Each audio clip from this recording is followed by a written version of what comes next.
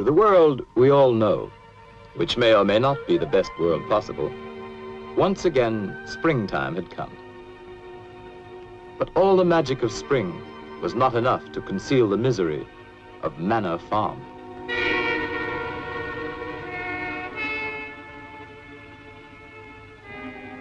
Once thriving and fruitful, the farm and its owner, Mr. Jones, had fallen on evil days.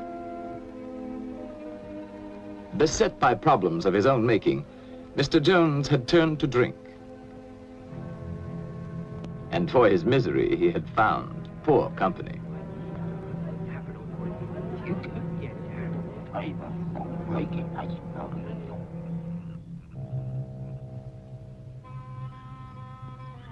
On the evening our story begins, it was later than usual when Mr. Jones came home from his drinking to make his rounds.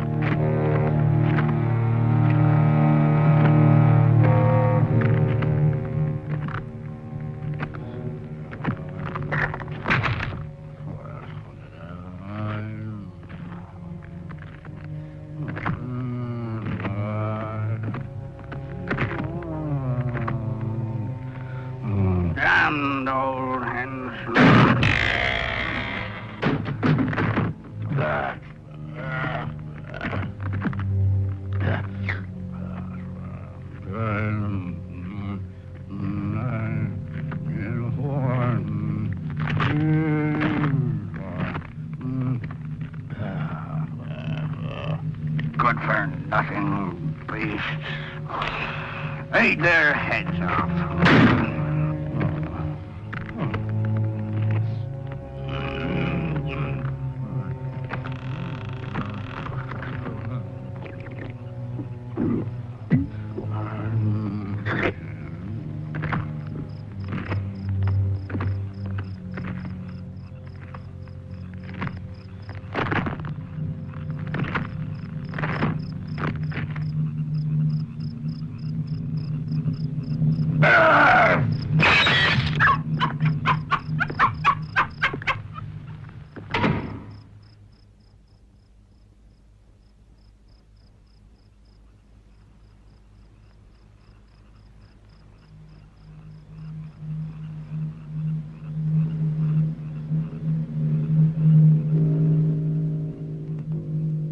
On this night, all the animals had agreed that as soon as Mr. Jones was in bed, they would gather in the main barn for a secret meeting called by Old Major, the prize boar hog, who because of his years was regarded as by far the wisest of the animals.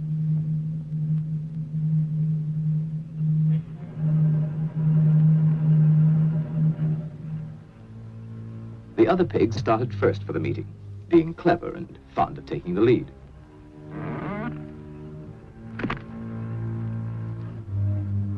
They were followed by Boxer, largest and strongest of the horses, and his devoted friend, Benjamin, the donkey.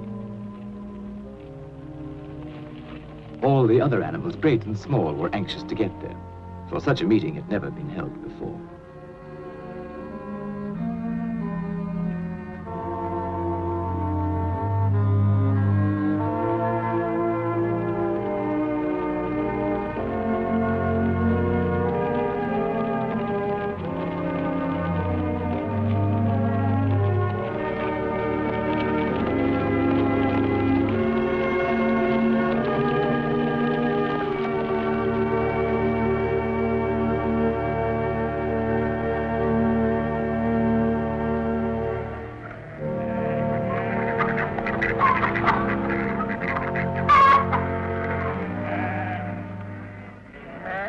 Old Major had been ailing, and now he had made known there were some things he wanted to say to his fellow animals before it might be too late.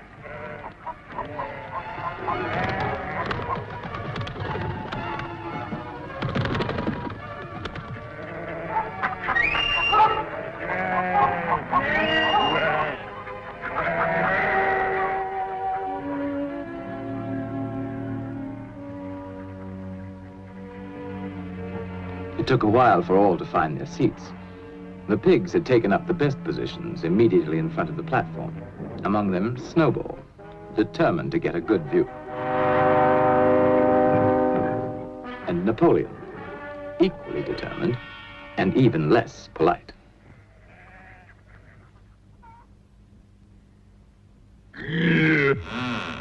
What was that? No. No, it wasn't Mr. Jones.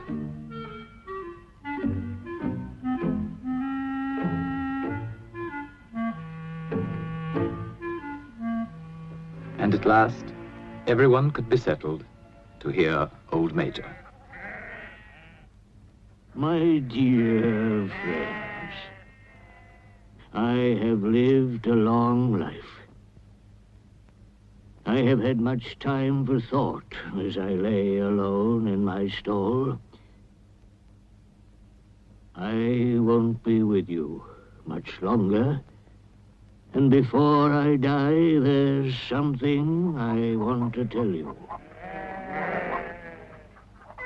Few of us will ever know the blessings of a peaceful old age.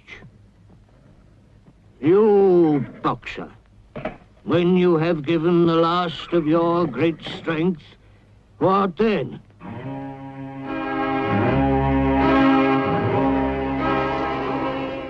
Whatever we produce is taken from us, stolen from us, and sold. Our children are born to cold and hunger. Look at them while you can. You porkers, do you know what the future holds for you?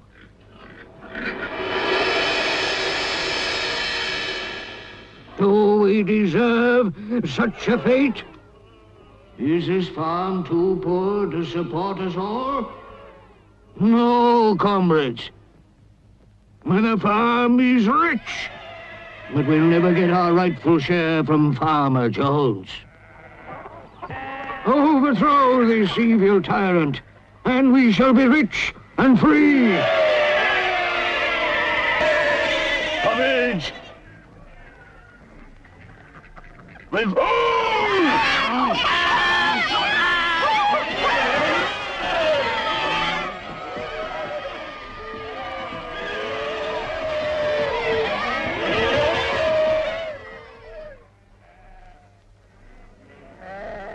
But remember, when you have got rid of Jones, don't adopt his vices. We animals are brothers, large or small, clever or simple, fur or feathers. Now and forever, all animals are equal.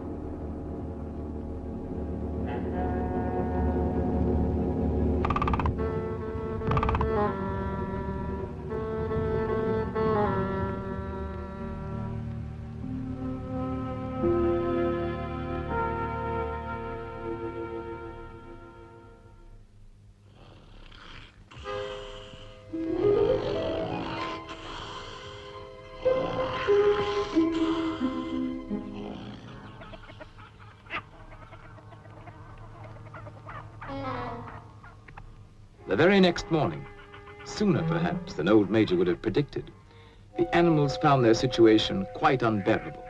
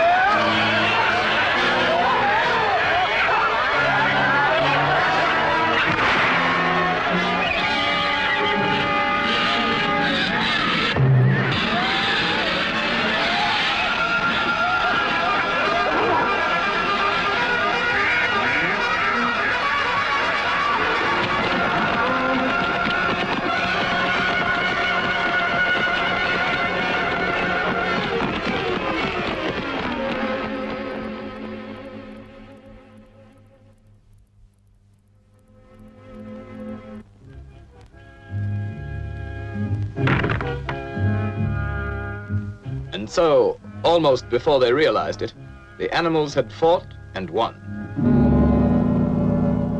They had casualties to mourn, and those who died left children to be cared for.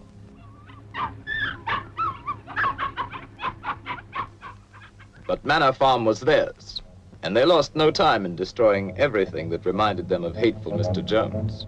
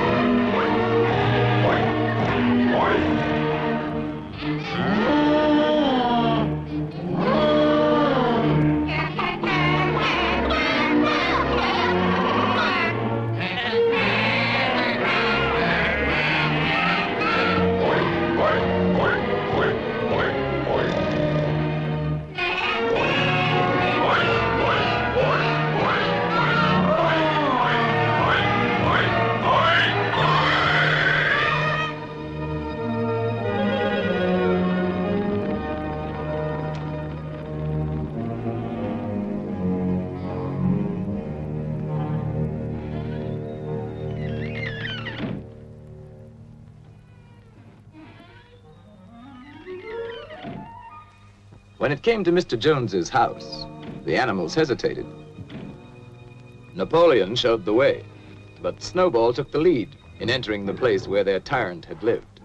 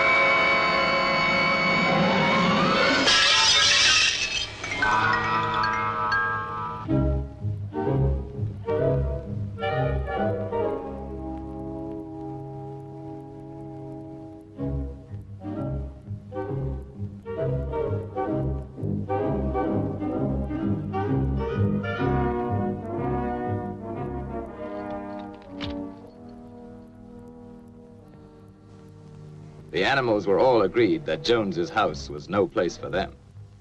All, that is, except Napoleon.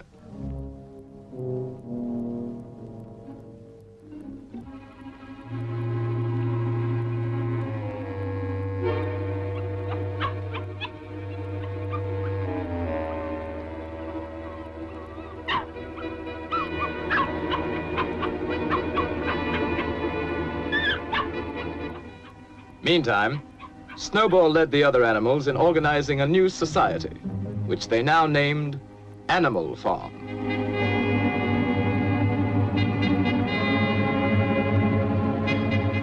So that all might see and agree, the laws of Animal Farm were inscribed in a prominent place, to be remembered and obeyed forever.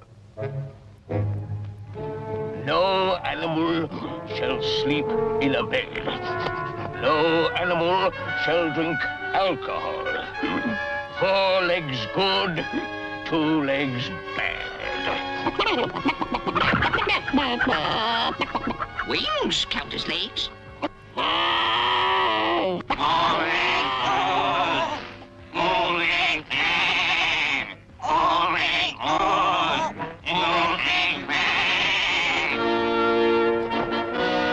No animal shall kill another animal. All animals are equal.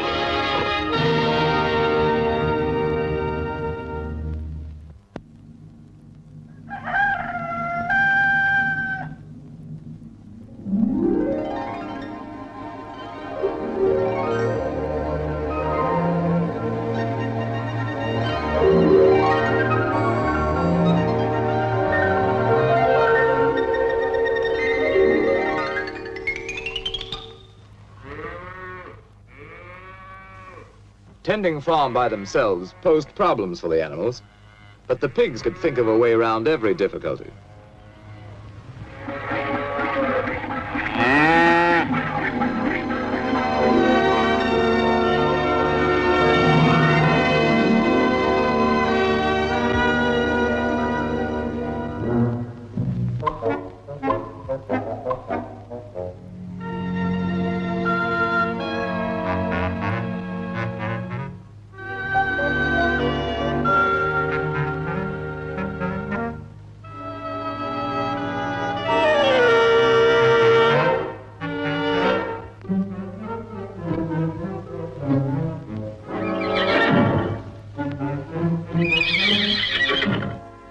Boxer was the admiration of everybody. He had been a hard worker in Jones's time, but now he seemed more like 3 horses in one.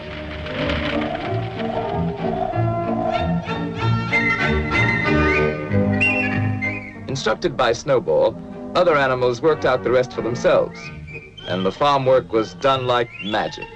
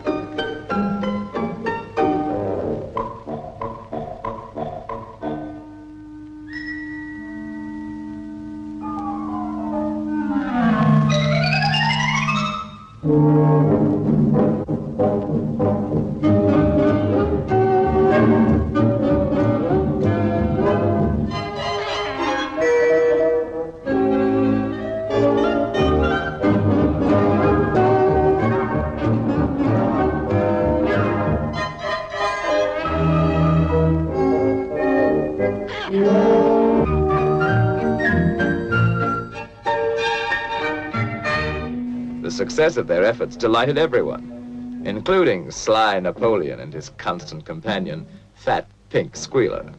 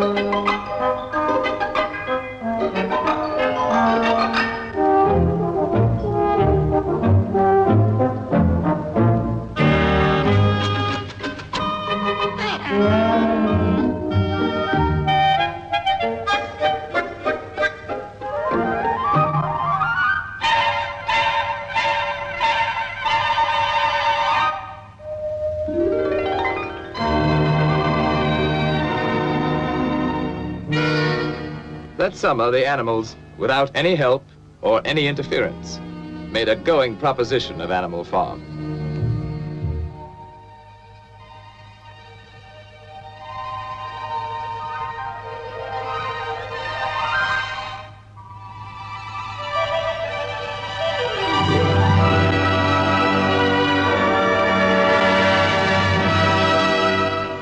The fields yielded richly, and they were cut and gleaned with diligence and devotion.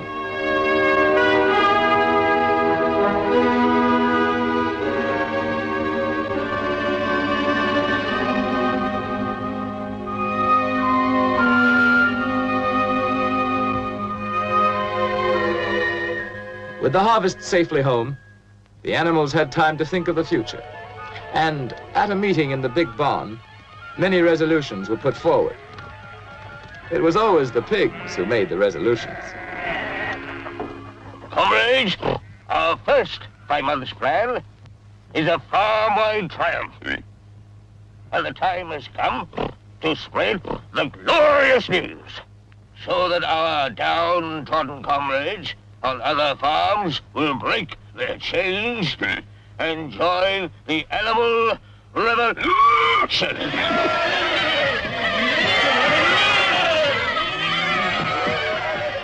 Go!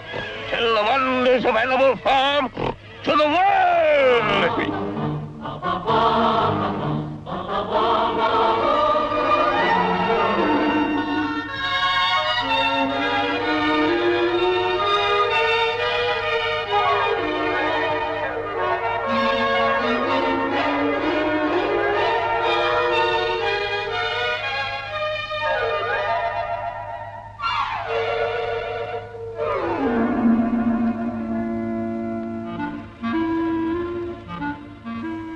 Some animals, content with their lot, were unimpressed by tales of peace and plenty.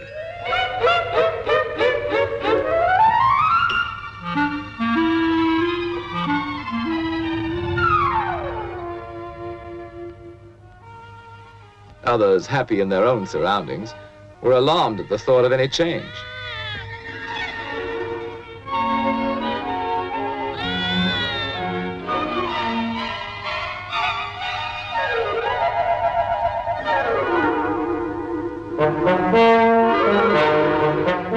But wherever they were having a bad time, animals listened with interest.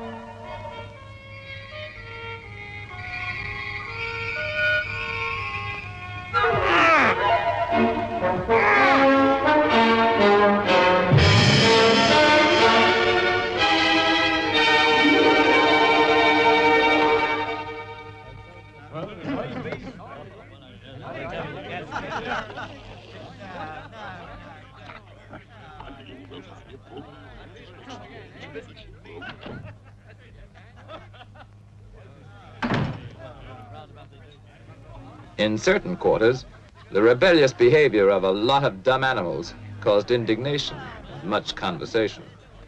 But nothing was done about it, for the drunken Mr. Jones and his cronies did not know what to do. Snowball felt that education was the animals' next necessity.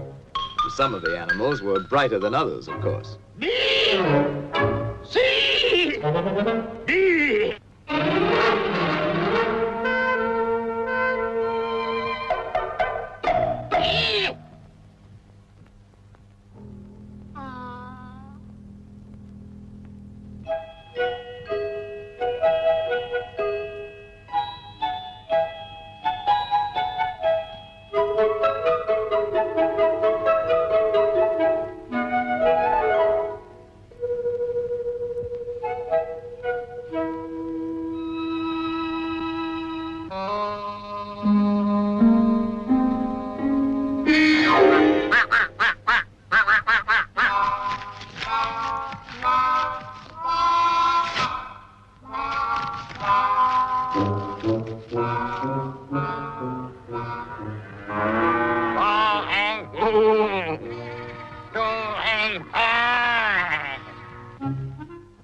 Snowball set himself to solve the problem of power on the farm. And so did Napoleon.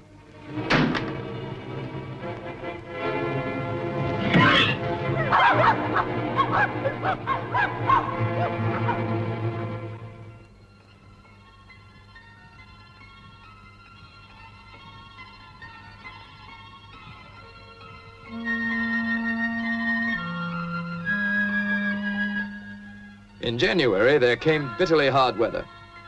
Inexperienced management brought shortages to Animal Farm. But Snowball continued his thinking for the future. And in such thoughts, he was not alone.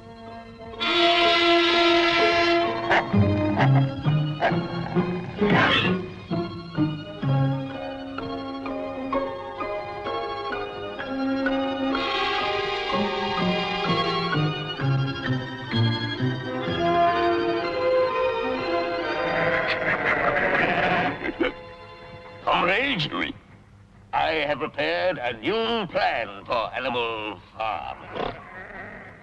Here it is. All it needs is your vote.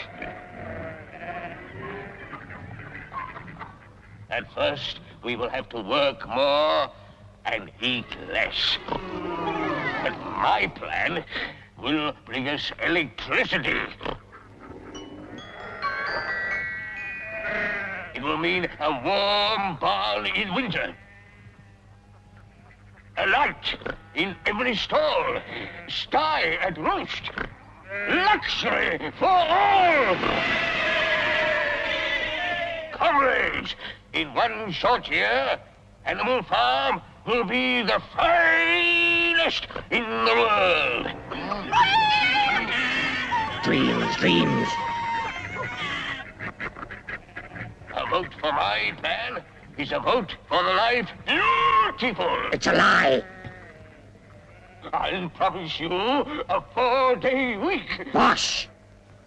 Perhaps a 3-day week. Nonsense! A 1-day week.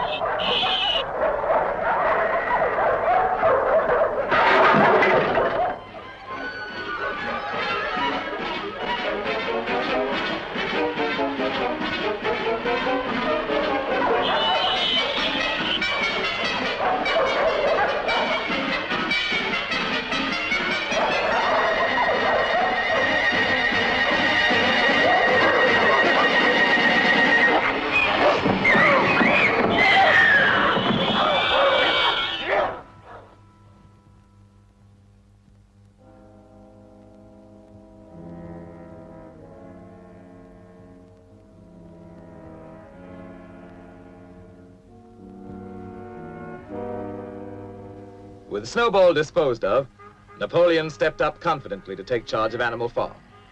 And Fat Pink Squealer became his obedient follower and assistant.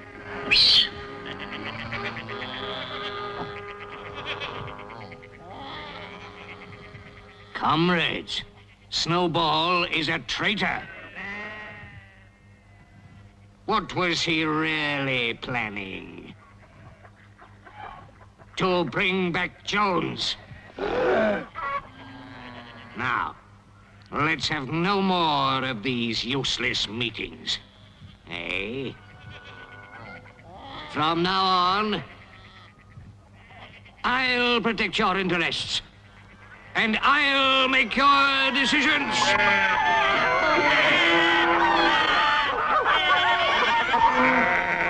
Let me show you my plan for Animal Farm.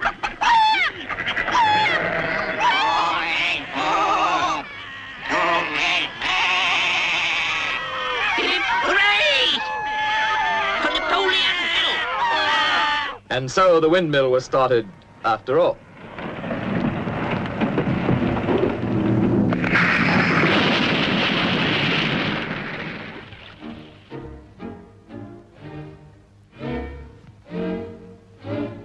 Nothing could have been achieved without Boxer, whose strength was greater than that of all the other animals put together.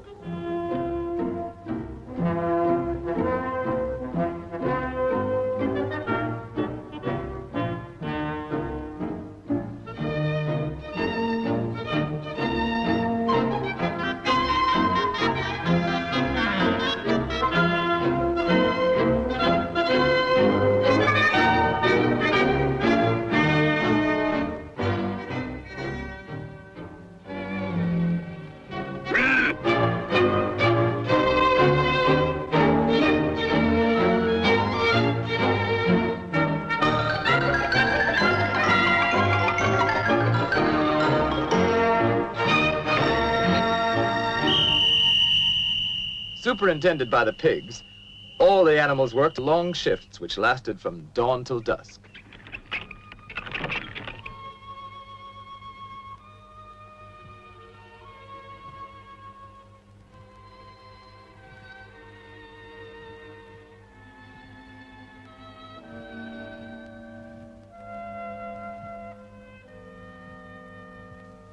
Rations were shortened for the workers, but the pigs, by virtue of their brain work, were plentifully provided for.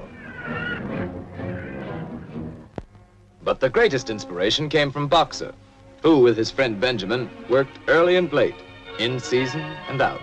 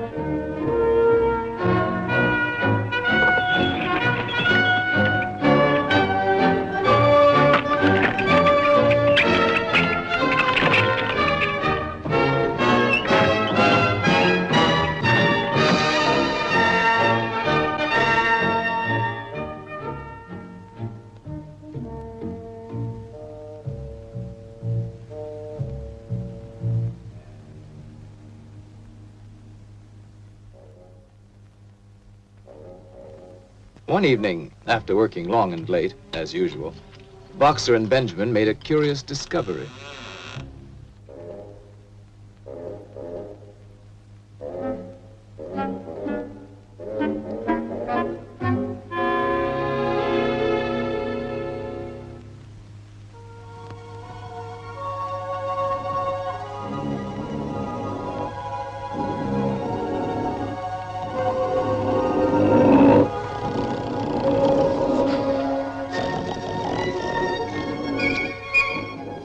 Word of what now went on at night in Jones's house spread quickly through Animal Farm.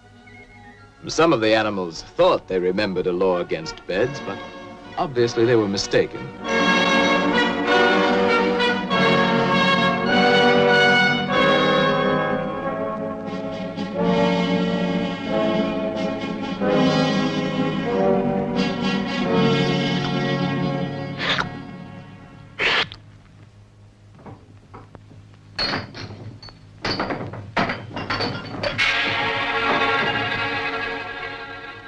And now, other changes in the laws of Animal Farm were in store.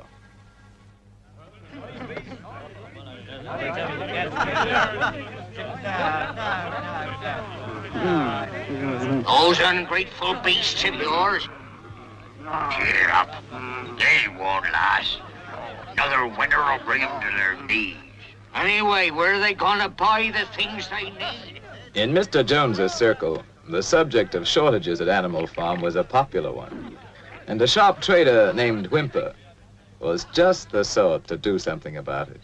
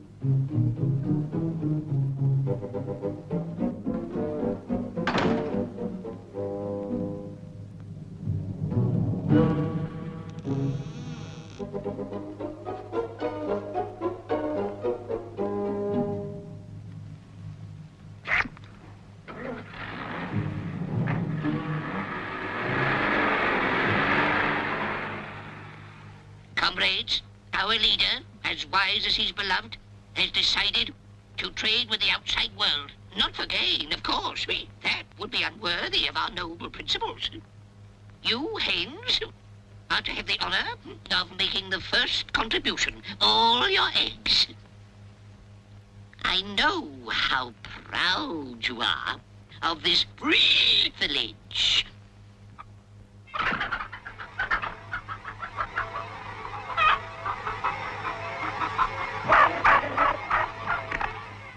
The chickens seem to remember old Major saying that their eggs should never be taken from them.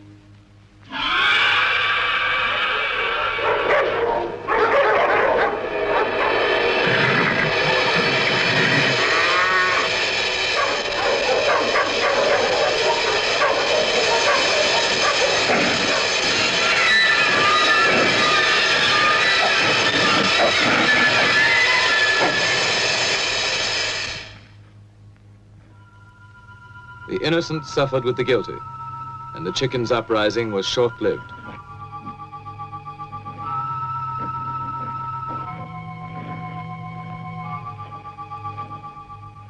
Comrades, I have made a terrible discovery.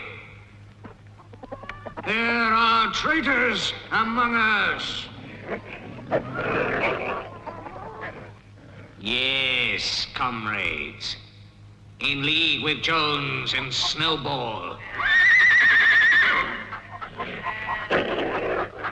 To destroy Animal Farm.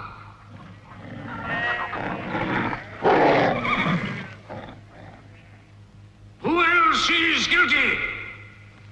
Stand up and confess!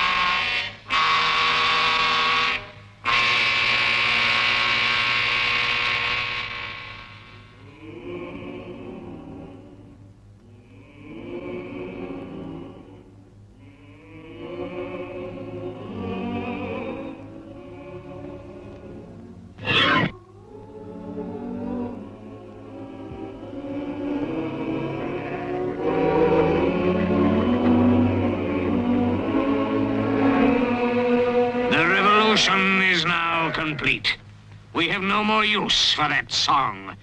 Singing it is now forbidden, under penalty of death.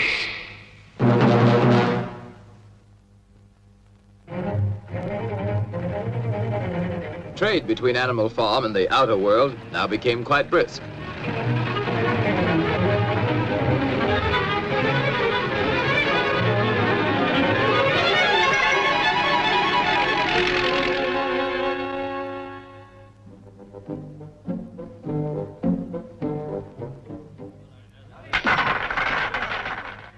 As might be expected, Mr. Whymper's profits inspired others to seek their share, or at least give vent to their jealousy.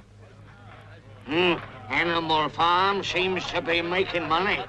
For Whymper.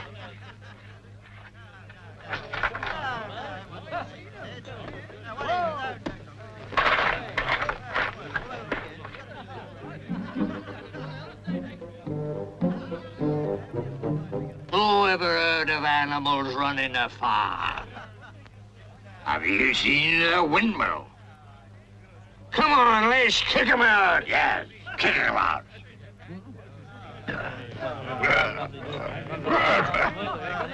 The original owner was not invited to join this movement. His neighbors let him know his day was done.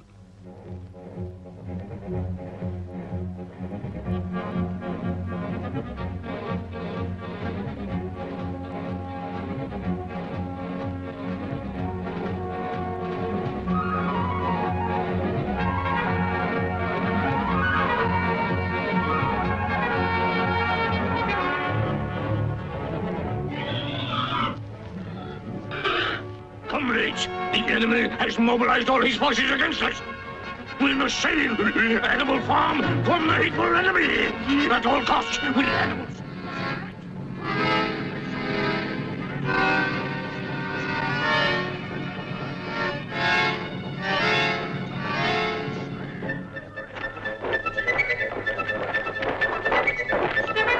Now is the time to fight, to die for Animal Farm. Let us show them all that Animal Farm is strong.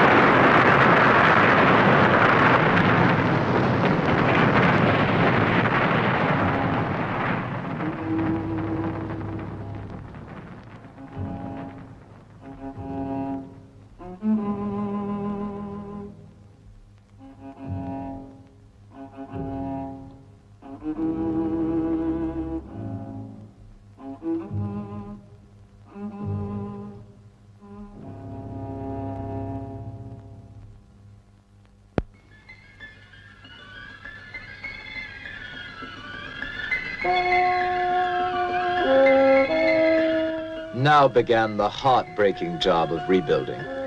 And as before, Boxer and Benjamin worked hardest of all. By now, supervision of the work by pigs was hardly necessary, so they had time for less laborious pursuits.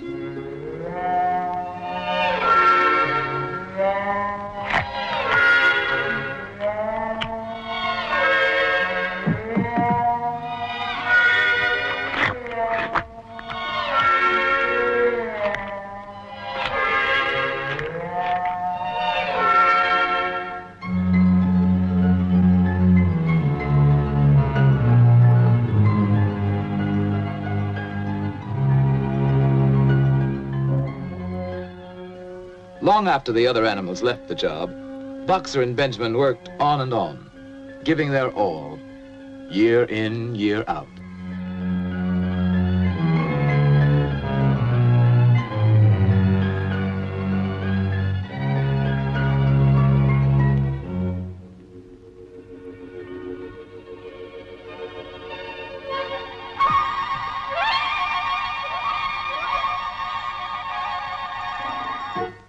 A new generation of pigs grew up, endowed with what were considered arts and graces very flattering to Animal Farm and its presiding genius.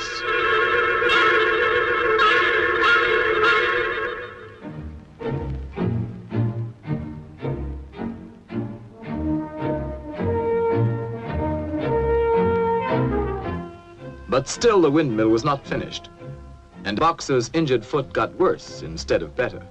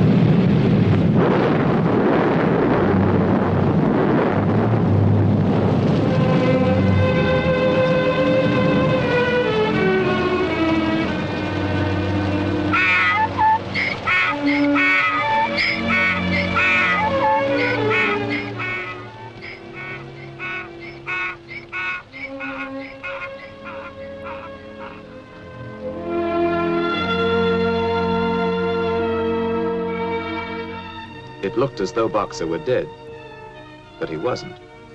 Not quite.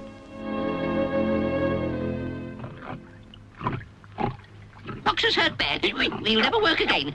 What do we do? While Napoleon and Squealer made plans for Boxer, Benjamin predicted he could look forward to a well-earned rest and retirement.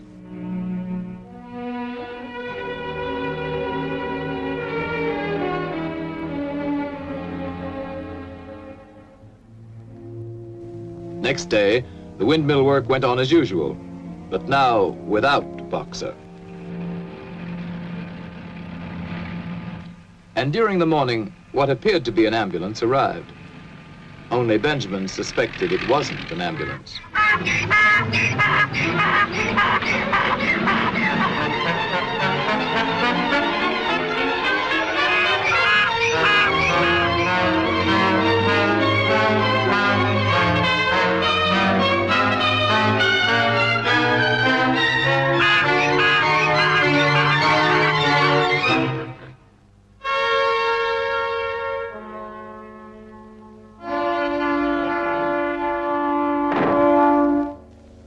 The other animals finally recognized the death wagon from Mr. Whymper's glue factory.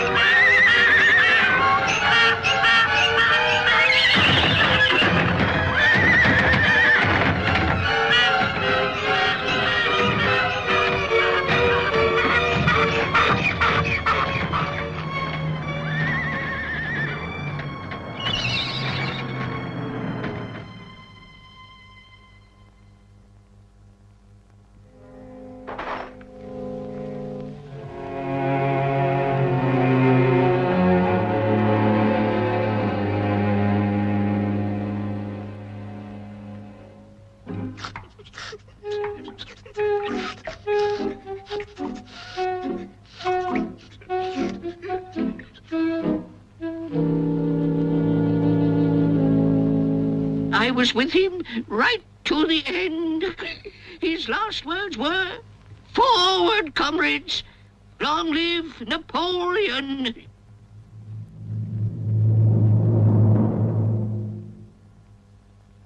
As for the wicked rumor that Boxer was sold to a glue factory, our beloved leader would never do that. Long live Napoleon! Long live Napoleon!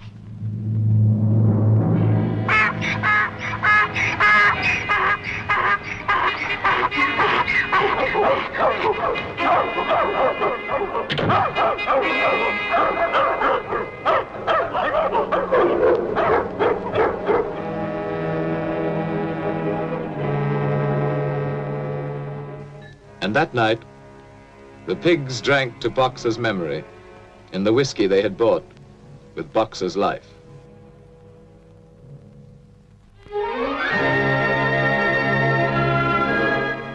Years passed. The seasons came and went. The short animal lives fled by. The completed windmill stood as a monument to its builder's faith and sacrifice. But the animal's revolution was only dimly remembered. Outwardly, Animal Farm appeared prosperous, but the animals themselves were no better off, with the exception of the pigs and their supreme leader, Napoleon.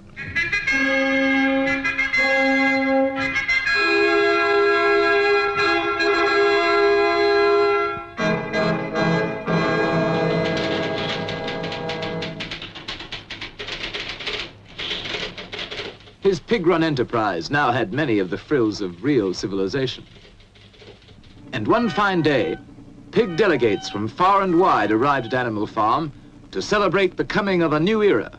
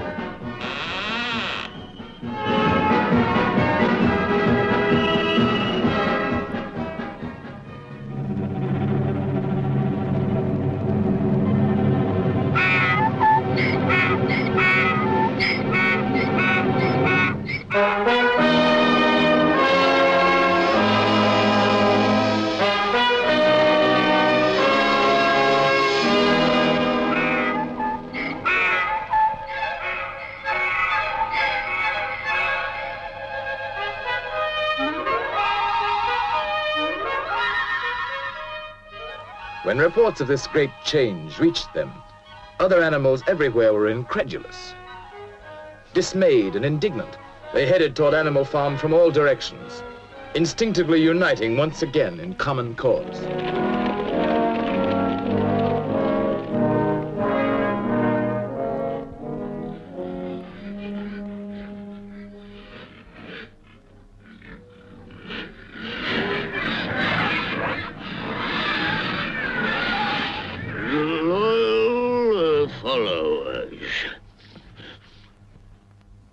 On farms owned and operated by pigs, there is order and discipline. Our lower animals do more work and eat less than on other farms. This will encourage you to make your lower animals work even harder and eat even less.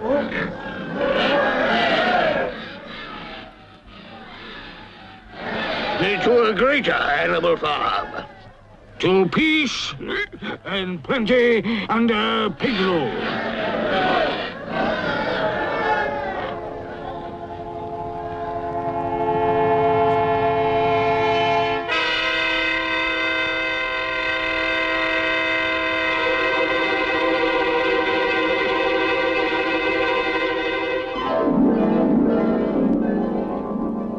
into the day when pigs own and operate farms everywhere.